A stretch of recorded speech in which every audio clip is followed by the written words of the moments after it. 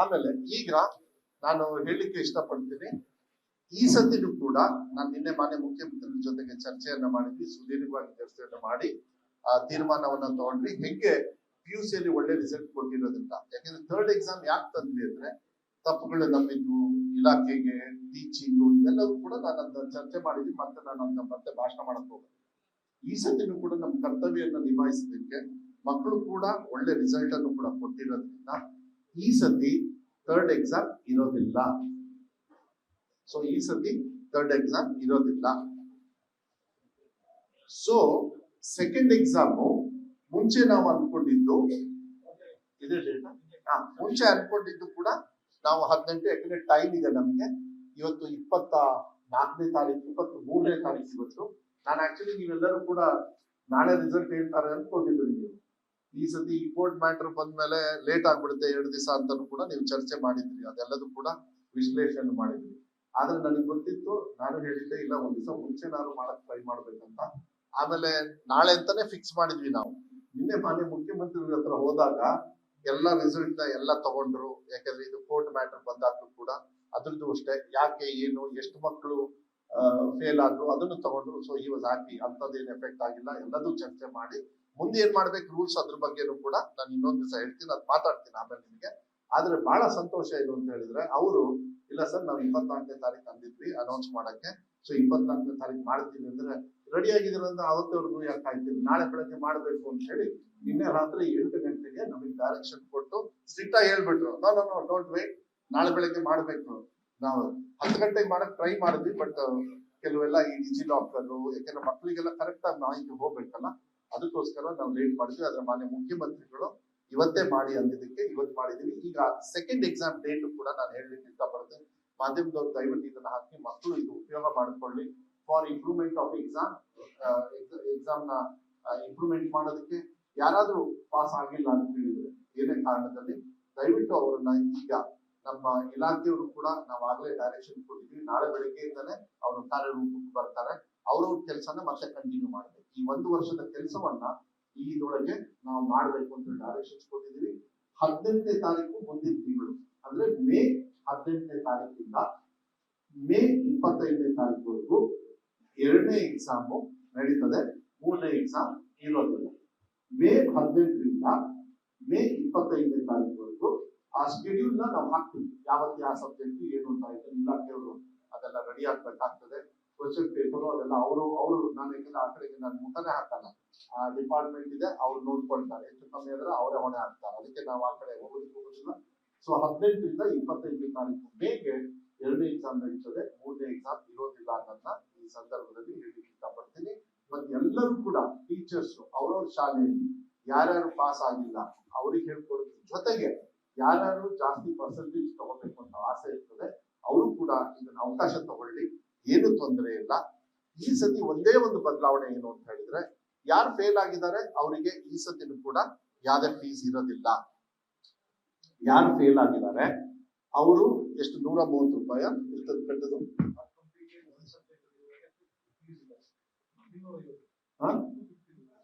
250 rupees, 250 ರೂಪಾಯಿ ಒಂದ್ subject. ಮುಂಚೆ 250 ರೂಪಾಯಿ ಒಂದ್ ಸಬ್ಜೆಕ್ಟ್ ಇರೋದು. ಫೇಲ್ ಆದವರಿಗೆ ಯಾವುದೇ ಕಾರಣಕ್ಕೂ ನಾವು ಈ ಸತಿನೂ ಕೂಡ ಹೋದ್ಸತಿ ತರ ಫೀಸ್ ತಗೊಳ್ಳೋದಿಲ್ಲ. ಕರೆಕ್ಟಾ?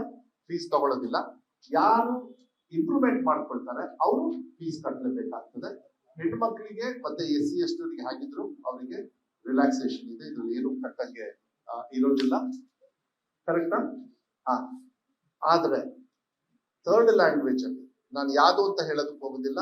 ಥರ್ಡ್ ಲ್ಯಾಂಗ್ವೇಜ್ ಅಲ್ಲಿ ತುಂಬಾ ಲ್ಯಾಂಗ್ವೇಜಸ್ ಇದ್ದಾವೆ. ಅದರಲ್ಲಿ ಇಂಪ್ರೂವ್ಮೆಂಟಿಗೂ ಅಷ್ಟೇ, ಫೇಲ್ ಆದವ್ರಿಗೂ ಕೂಡ. ಯಾಕಂದ್ರೆ ಫೇಲ್ ಆದವ್ರು ಬರೀ 1,000 ಚಿಲ್ಡ್ರೆ ಅಷ್ಟೇ, ಯಾರು ಬರೀ ಒಂದೇ ಸಬ್ಜೆಕ್ಟ್ ಅಲ್ಲಿ ಫೇಲ್ ಆದವರು 1,000 ಎಲ್ಲ ತುಂಬಾ ಎಕ್ಸ್ಪೆಕ್ಟ್ ಮಾಡ್ತಾ ಇದ್ರಿ ಏನಂತ ಪಾಸ್ ಆಗೋದಿಲ್ಲ. ಅವರೆಲ್ಲ ಡಿಸ್ಟಿಂಕ್ಷನ್ ಅಲ್ಲೆಲ್ಲ ಬಂದಿದ್ದಾರೆ. ನಿಮ್ಗೆ 60% ಮೇಲೆ ಡಿಸ್ಟಿಂಕ್ಷನ್ ಅಂದ್ರೆ you know what it is. Third language ಯಾಕೆಂದ್ರೆ ಸ್ವಲ್ಪ ಗೊಂದಲ ಸೃಷ್ಟಿಯಾಗಿದೆ ಅನ್ನೋದು ಒಂದು ಕಾರಣದಿಂದ ಮಾನ್ಯ ಮುಖ್ಯಮಂತ್ರಿ ಮಾತಾಡಿ ಸರ್ ಅವರಿಗೆ ಇಂಪ್ರೂವ್ಮೆಂಟ್ಗೂ ಕೂಡ ಏನಾದ್ರು ಅವ್ರ ಮನ್ಸಲ್ಲಿದ್ರೆ ಇಂಪ್ರೂವ್ಮೆಂಟ್ಗೂ ನಾವು ಅವರಿಗೆ ಎಕನಾಮಿಕಲ್ ಹೊರೆ ಹಾಕೋದಿಲ್ಲ. ಪ್ಲಸ್ ಯಾರು ಫೇಲ್ ಆಗಿದ್ದಾರೆ ಅವರು ಕೂಡ ಫೀಸ್ ಕಟ್ಟಂಗಿಲ್ಲ. ಬರೀ this is for this year third language ಮಾತ್ರ. ಅವ್ರ ಇಂಪ್ರೂವ್ಮೆಂಟ್ಗೂ ದುಡ್ಡು ಅವ್ರನ್ನ ಕಟ್ಟಂಗಿಲ್ಲ, ಇಂಪ್ರೂವ್ಮೆಂಟಿಗೆ ಮಾತ್ರ. ಬೇರೆಯವರೆಲ್ಲ ಇಂಪ್ರೂವ್ಮೆಂಟ್ ಕಟ್ಟಲೇಬೇಕು. ಓಕೆನಾ? ಹಿಂದಿ ಅಲ್ಲ, ಆಲ್ ಭಾಷೆ ಇದ್ರೊಳಗಿಲ್ಲ. ಅಲ್ಲಲ್ಲ, ಹಿಂದಿ ಅಂತ ಹೇಳಿ ಹಾಕೊಂಡಿದ್ದಾರೆ. ಬಟ್ ಯಾರು ಥರ್ಡ್ ಲ್ಯಾಂಗ್ವೇಜ್, ಕೋರ್ಟಿಗೆ ಹೋಗಿದ್ದ ನಾವು ಥರ್ಡ್ ಲ್ಯಾಂಗ್ವೇಜ್ ಅಂತ.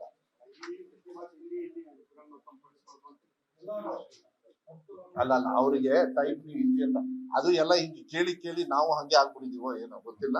ಸರಿ, ಥರ್ಡ್ ಲ್ಯಾಂಗ್ವೇಜ್ಗೆ ಇಂಪ್ರೂವ್ಮೆಂಟ್ಗೂ ಫೀಸ್ ಇರೋದಿಲ್ಲ. ಫೇಲ್ ಆದವರು ಯಾರು ಪಾಸ್ ಮಾಡ್ಕೋಬಾರ್ದು ಅವ್ರಿಗೆ ಫೀಸು, ಎಕನಾಮಿಕಲ್ ಅವರಿಗೆ ಹೊರೆ ಹಾಕ್ಬಾರ್ದು ಅಂತ ಹೇಳಿ ನಾವು ತೀರ್ಮಾನವನ್ನ ಮಾಡಿದ್ವಿ.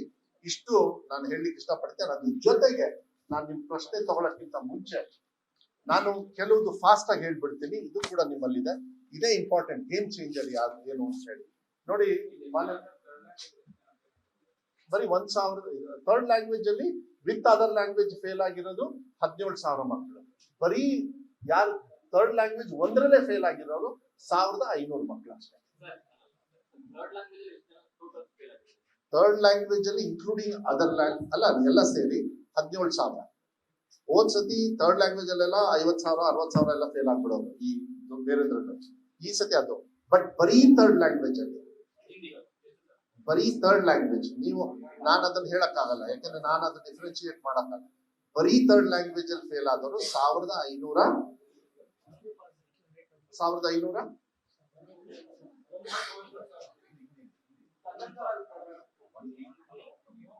1425. ಗೊತ್ತಾಯ್ತಪ್ಪ? ಮತ್ತೇನಾದ್ರು ಬೇಕಾ? ಹೇಳ ಇನ್ನೊಂದ್ಸತಿ ನೋಡಿ, ಇನ್ನೊಂದ್ಸತಿ ಹೇಳ್ತೀನಿ. ಹೇಳ 17,000 ಮಕ್ಕಳು ಇನ್ಕ್ಲೂಡಿಂಗ್ ಅದರ್ ಲ್ಯಾಂಗ್ವೇಜ್ ಅಲ್ಲಿ, ಇನ್ಕ್ಲೂಡಿಂಗ್ ಥರ್ಡ್ ಲ್ಯಾಂಗ್ವೇಜ್ ಫೇಲ್ ಆಗಿದ್ದಾರೆ. ಓಕೆನಾ? ಅದು ಬಿಟ್ಟು 1,400 ಚಿಲ್ಡ್ರೆ ಮಕ್ಕಳು, ಅಂದ್ರೆ 1,500 ಮಕ್ಕಳು ಬರೀ ಥರ್ಡ್ ಲ್ಯಾಂಗ್ವೇಜ್ ಅಲ್ಲಿ ಫೇಲ್ ಆಗಿದ್ದಾರೆ.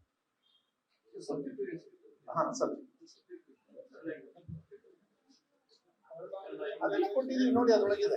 ಓಕೆ, ನೆಕ್ಸ್ಟ್ ಈಗ ನೆಕ್ಸ್ಟ್ ಅಲ್ಲ, ಪ್ರಶ್ನೆ ತಗೊಳಕ್ಕಿಂತ ಮುಂಚೆ ದಯವಿಟ್ಟು ಕೇಳ್ರಪ್ಪ ಅಪ್ಪ ಪ್ಲೀಸ್. ಇದು ನೋಡಿ, ಮಾನ್ಯ ಮುಖ್ಯಮಂತ್ರಿಗಳು ಡೈರೆಕ್ಷನ್, ಯಾಕಂದ್ರೆ ಅವರೇ ಚೀಫ್ ಮಿನಿಸ್ಟ್ರೇ ರೆಸ್ಪಾನ್ಸಿಬಿಲಿಟಿ ತಗೊಂಡು, ನಿಮಗೆಲ್ಲ ಗೊತ್ತಿದೆ.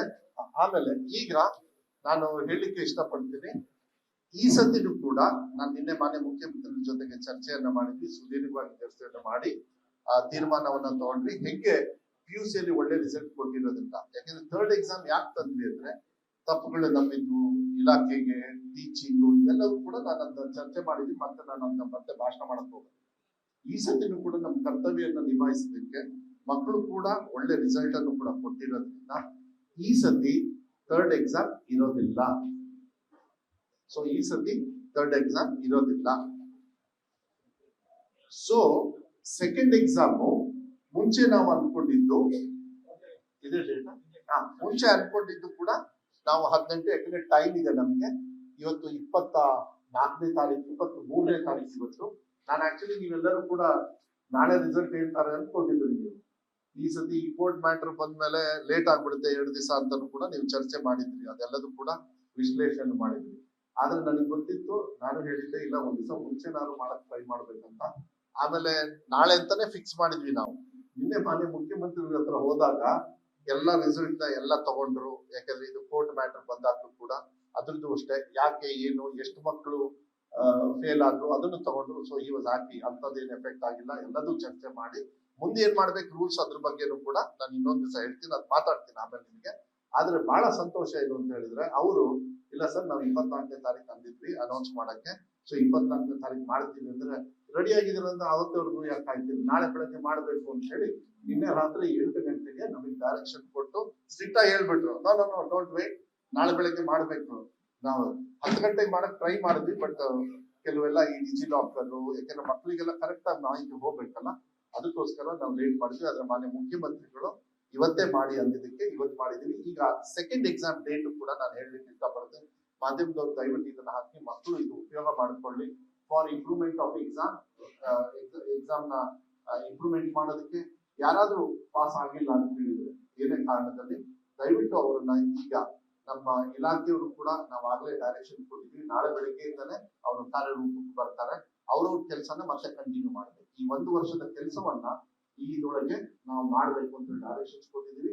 18ನೇ ತಾರೀಕು ಮುಂದಿನ ತಿಂಗಳು ಅಂದ್ರೆ ಮೇ 18ನೇ ತಾರೀಕಿಂದ ಮೇ 25ನೇ ತಾರೀಕುವರೆಗೂ 2ನೇ ಎಕ್ಸಾಮ್ ನಡೀತದೆ, 3ನೇ ಎಕ್ಸಾಮ್ ಇರೋದಿಲ್ಲ.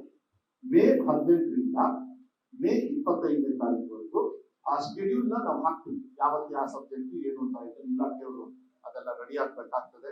ಕ್ವಶನ್ ಪೇಪರ್ ಅದೆಲ್ಲ ಅವರು ನಾನು ಯಾಕಂದ್ರೆ ಆ ಕಡೆಗೆ ನಾನು ಮುಖನೇ ಹಾಕಲ್ಲ, ಆ ಡಿಪಾರ್ಟ್ಮೆಂಟ್ ಇದೆ, ಅವ್ರು ನೋಡ್ಕೊಳ್ತಾರೆ. ಹೆಚ್ಚು ಕಮ್ಮಿ ಆದ್ರೆ ಅವರೇ ಹೊಣೆ ಹಾಕ್ತಾರೆ, ಅದಕ್ಕೆ ನಾವು ಆ ಕಡೆ ಹೋಗೋದಿಲ್ಲ. ಸೊ 18ರಿಂದ 25ನೇ ತಾರೀಕು ಮೇಗೆ 2ನೇ ಎಕ್ಸಾಮ್ ನಡೀತದೆ, 3ನೇ ಎಕ್ಸಾಮ್ ಇರೋದಿಲ್ಲ ಅನ್ನೋದನ್ನ ಈ ಸಂದರ್ಭದಲ್ಲಿ ಹೇಳಲಿಕ್ಕೆ ಇಷ್ಟಪಡ್ತೀನಿ. ಮತ್ತೆ ಎಲ್ಲರೂ ಕೂಡ ಟೀಚರ್ಸ್ ಅವ್ರವ್ರ ಶಾಲೆಯಲ್ಲಿ ಯಾರ್ಯಾರು ಪಾಸ್ ಆಗಿಲ್ಲ ಅವ್ರಿಗೆ ಹೇಳ್ಕೊಡೋದ್ರ ಜೊತೆಗೆ ಯಾರ್ಯಾರು ಜಾಸ್ತಿ ಪರ್ಸೆಂಟೇಜ್ ತಗೋಬೇಕು ಅಂತ ಆಸೆ ಇರ್ತದೆ ಅವರು ಕೂಡ ಇದನ್ನ ಅವಕಾಶ ತಗೊಳ್ಳಿ, ಏನು ತೊಂದರೆ ಇಲ್ಲ. ಈ ಸತಿ ಒಂದೇ ಒಂದು ಬದಲಾವಣೆ ಏನು ಅಂತ ಹೇಳಿದ್ರೆ, ಯಾರು ಫೇಲ್ ಆಗಿದ್ದಾರೆ ಅವರಿಗೆ ಈ ಸತಿನೂ ಕೂಡ ಯಾವುದೇ ಫೀಸ್ ಇರೋದಿಲ್ಲ. ಯಾರು ಫೇಲ್ ಆಗಿದ್ದಾರೆ ಅವರು ಎಷ್ಟು 130 ರೂಪಾಯಿ ಎಷ್ಟು ಕಟ್ಟದು,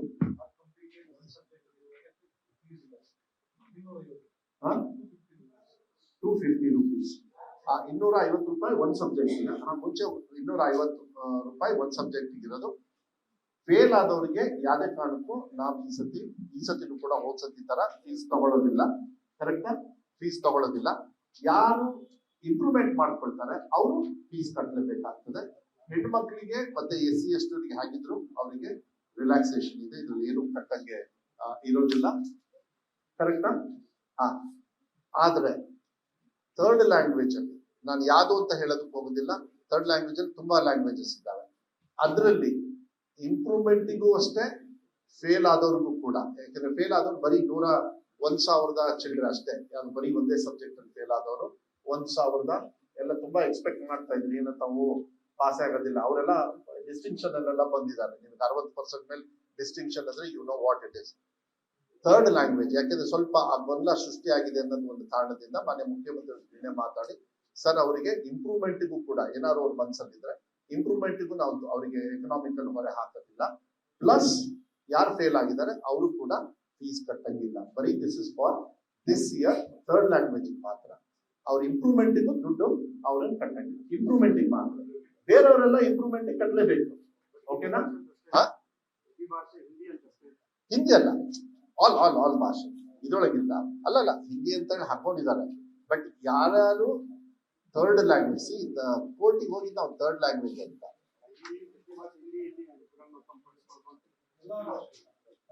ಅಲ್ಲ ಅವರಿಗೆ ಟೈಪ್ ಹಿಂದಿ ಅಂತ ಅದು ಎಲ್ಲ ಹಿಂಗೆ ಕೇಳಿ ನಾವು ಹಂಗೆ ಆಗ್ಬಿಟ್ಟಿದೀವೋ ಏನೋ ಗೊತ್ತಿಲ್ಲ. ಸರಿ, ಥರ್ಡ್ ಲ್ಯಾಂಗ್ವೇಜ್ಗೆ ಇಂಪ್ರೂವ್ಮೆಂಟ್ಗೂ ಫೀಸ್ ಇರೋದಿಲ್ಲ. ಫೇಲ್ ಆದವರು ಯಾರು ಪಾಸ್ ಮಾಡ್ಕೋಬಾರ್ದು ಅವ್ರಿಗೆ ಫೀಸು ಎಕನಾಮಿಕಲ್ ಅವರಿಗೆ ಹೊರೆ ಹಾಕ್ಬಾರ್ದು ಅಂತ ಹೇಳಿ ನಾವು ತೀರ್ಮಾನವನ್ನ ಮಾಡಿದ್ವಿ. ಇಷ್ಟು ನಾನು ಹೇಳಲಿಕ್ಕೆ ಇಷ್ಟಪಡ್ತೇನೆ. ಅದ್ರ ಜೊತೆಗೆ ನಾನು ನಿಮ್ ಪ್ರಶ್ನೆ ತಗೊಳಕ್ಕಿಂತ ಮುಂಚೆ ನಾನು ಕೆಲವುದು ಫಾಸ್ಟ್ ಆಗಿ ಹೇಳ್ಬಿಡ್ತೀನಿ. ಇದು ಕೂಡ ನಿಮ್ಮಲ್ಲಿದೆ. ಇದೇ ಇಂಪಾರ್ಟೆಂಟ್, ಗೇಮ್ ಚೇಂಜರ್ ಯಾರು ಏನು ಅಂತ ಹೇಳಿ ನೋಡಿ. ಬರೀ 1,000 ಥರ್ಡ್ ಲ್ಯಾಂಗ್ವೇಜ್ ಅಲ್ಲಿ ವಿತ್ ಅದರ್ ಲ್ಯಾಂಗ್ವೇಜ್ ಫೇಲ್ ಆಗಿರೋದು 17,000 ಮಕ್ಕಳು. ಬರೀ ಯಾರು ಥರ್ಡ್ ಲ್ಯಾಂಗ್ವೇಜ್ ಒಂದರಲ್ಲೇ ಫೇಲ್ ಆಗಿರೋರು 1,500 ಮಕ್ಕಳು ಅಷ್ಟೇ. ಥರ್ಡ್ ಲ್ಯಾಂಗ್ವೇಜ್ ಅಲ್ಲಿ ಇನ್ಕ್ಲೂಡಿಂಗ್ ಅದರ್ ಅಲ್ಲ ಎಲ್ಲ ಸೇರಿ 17,000. ಹೋದ್ಸತಿ ಥರ್ಡ್ ಲ್ಯಾಂಗ್ವೇಜ್ ಅಲ್ಲೆಲ್ಲ 50,000 60,000 ಎಲ್ಲ ಫೇಲ್ ಆಗ್ಬಿಡೋರು ಈ ಬೇರೆದ್ರಲ್ಲಿ. ಈ ಸತಿ ಅದು ಬಟ್ ಬರೀ ಥರ್ಡ್ ಲ್ಯಾಂಗ್ವೇಜ್ ಅಲ್ಲಿ, ಬರೀ ಥರ್ಡ್ ಲ್ಯಾಂಗ್ವೇಜ್ ನೀವು ನಾನು ಅದನ್ನ ಹೇಳಕ್ಕಾಗಲ್ಲ, ಯಾಕಂದ್ರೆ ನಾನು ಅದನ್ನ ಡಿಫ್ರೆನ್ಶಿಯೇಟ್ ಮಾಡಕ್ಕಾಗಲ್ಲ. ಬರೀ ಥರ್ಡ್ ಲ್ಯಾಂಗ್ವೇಜ್ ಅಲ್ಲಿ ಫೇಲ್ ಆದವರು 1,500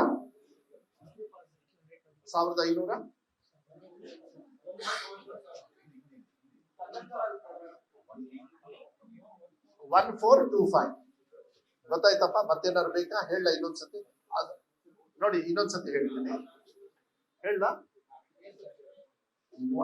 17,000 ಮಕ್ಕಳು ಇನ್ಕ್ಲೂಡಿಂಗ್ ಅದರ್ ಲ್ಯಾಂಗ್ವೇಜ್ ಅಲ್ಲಿ ಇನ್ಕ್ಲೂಡಿಂಗ್ ಥರ್ಡ್ ಲ್ಯಾಂಗ್ವೇಜ್ ಫೇಲ್ ಆಗಿದ್ದಾರೆ. ಓಕೆನಾ? ಅದು ಬಿಟ್ಟು 1,400 ಚಿಲ್ಡ್ರೆ ಮಕ್ಕಳು ಅಂದ್ರೆ 1,500 ಮಕ್ಕಳು ಬರೀ ಥರ್ಡ್ ಲ್ಯಾಂಗ್ವೇಜ್ ಅಲ್ಲಿ ಫೇಲ್ ಆಗಿದೆ.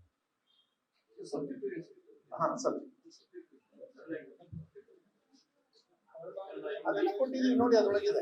ಓಕೆ, ನೆಕ್ಸ್ಟ್ ಈಗ ನೆಕ್ಸ್ಟ್ ಅಲ್ಲ, ಪ್ರಶ್ನೆ ತಗೊಳಕ್ಕಿಂತ ಮುಂಚೆ ದಯವಿಟ್ಟು ಕೇಳ್ರಪ್ಪ ಅಪ್ಪ ಪ್ಲೀಸ್. ಇದು ನೋಡಿ, ಮಾನ್ಯ ಮುಖ್ಯಮಂತ್ರಿಗಳು ಡೈರೆಕ್ಷನ್, ಯಾಕಂದ್ರೆ ಅವರೇ ಚೀಫ್ ಮಿನಿಸ್ಟ್ರೇ ರೆಸ್ಪಾನ್ಸಿಬಿಲಿಟಿ ತಗೊಂಡು ನಿಮಗೆಲ್ಲ ಗೊತ್ತಿದೆ